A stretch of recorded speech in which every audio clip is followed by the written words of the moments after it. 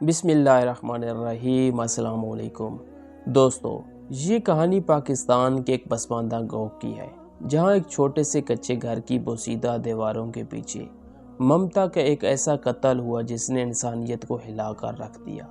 اس دن 8 سال کا رضوان چارپائی پر بیٹھا اپنے 2 سال کی چھوٹی بہن گڑیا کو گود میں لی اسے چپ کرانے کی کوشش کر رہا تھا، لیکن گڑیا کا چہرہ بھوک، پیاس اور تیز بخار کی وجہ سے آنسوؤں سے بھیگا ہوا تھا۔ کمرے کے اندر رضوان کی ماں شازیہ آئینے کے سامنے کھڑی بڑے اطمینان سے اپنا بناؤ سنگار کر رہی تھی۔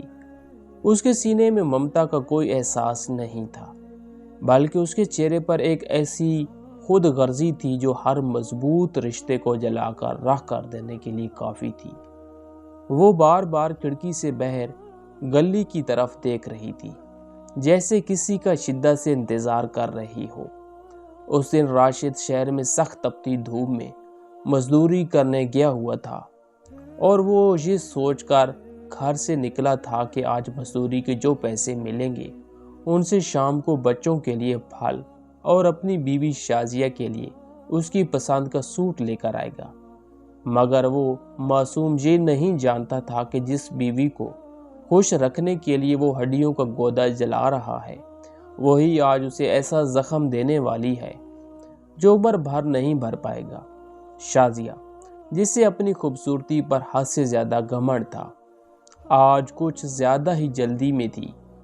وہ الماری سے اپنے کپڑے نکالتی اور پھر انہیں جھٹک کر واپس رکھ دیتی۔ اس کے دل میں آج ایک ایسی شیطانی خوشی تھی جیسے کسی قید سے آزاد ہونے والی ہو۔ گڑیا کا جسم بخار سے تپ رہا تھا اور وہ ہچکیاں لے رہی تھی۔ رضوان نے ہمت کر کے ماں سے کہا کہ امی، گڑیا کو بہت تیز بخار ہے، اسے کچھ کھلا دیں، یہ دودھ بھی نہیں پی رہی۔ لیکن شازیہ نے اس کی طرف دیکھے بغیر غصے سے کہا کہ رضوان، دور ہو جاؤ، یہاں سے میرا دماغ خراب مت کرو۔ سارا دن تم دونوں کی چیخ و پکار ختم نہیں ہوتی۔ میں تمہاری نوکرانی نہیں ہوں جو ہر وقت تمہارے پیچھے پیچھے پھرتی رہوں۔ اپنے باپ کا انتظار کرو، وہی تمہارے لیے دوائیاں لائے گا۔ ماں کی یہ سنگ دلانہ بات سن کر رضوان کا ننھا سا دل ٹوٹ کر بکھر گیا۔ شازیہ کے فون پر بار بار کامران کے میسج آ رہے تھے، جو ایک امیر باپ کا بگڑا ہوا بیٹا تھا اور شازیہ کو پچھلے کئی مہینوں سے بڑے بڑے بنگلوں اور گاڑیوں کے جھوٹے خواب دکھا رہا تھا۔ شازیہ اس کے جال میں اس قدر آندھی ہو چکی تھی کہ اسے اپنے شوہر راشد کا وہ پیار نظر نہیں آتا تھا جو وہ تپتی گرمی میں صرف اس کے لیے محنت کر کے ثابت کرتا تھا۔ دوپہر ڈھلنے لگی تھی۔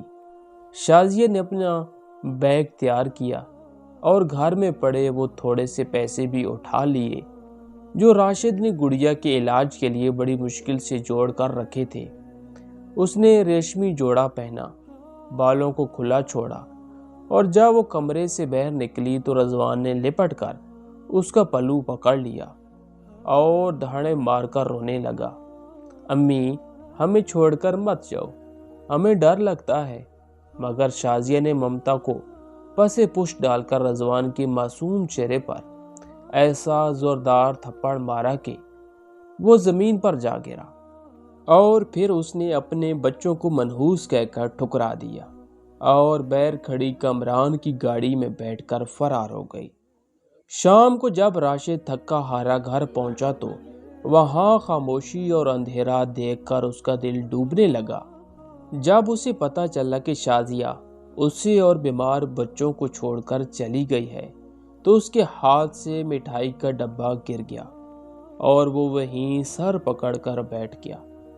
راشد نے ہمت نہیں ہاری اور اپنی زمین کا چھوٹا سا ٹکڑا بیچ کر گڑیا کا علاج کروایا، اور پھر ماں اور باپ دونوں کا فرض نبھاتے ہوئے بچوں کی ایسی پرورش کی کہ کئی سالوں کی محنت کے بعد رضوان ایک بڑا افیسر بن گیا اور گڑیا کی بھی ایک اچھے گھر میں شادی ہو گئی۔ دوسری طرف شہر میں شازیہ کی زندگی دوزخ بن چکی تھی۔ کیونکہ کامران نے اسے دھوکہ دے کر جوئے میں ہار دیا تھا اور اسے در در کی ٹھوکریں کھانے پر مجبور کر دیا تھا۔ برسوں بعد جب شازیہ ایک بکارن کی حالت میں واپس آئی تو اس کے اپنے بچوں نے اسے پہچاننے سے انکار کر دیا۔ رضوان نے اسے بیکاری سمجھ کر پیسے دیے، جبکہ گڑیا اس کے سائے سے بھی ڈر گئی۔ راشد نے اسے پہچان تو لیا، مگر اسے معاف کر کے گھر سے نکال دیا اور کہا کہ اب تمہارے لیے اس گھر میں کوئی جگہ نہیں۔ شازیہ پیتاوے کی آگ میں جلتی ہوئی گاؤں کے تالاب کے کنارے مردہ پائی گئی۔ یہ کہانی ہمیں سبق دیتی ہے کہ جو عورت ممتا کا سودا کرتی ہے وہ دنیا اور آخرت دونوں میں ذلیل اور خوار ہوتی ہے۔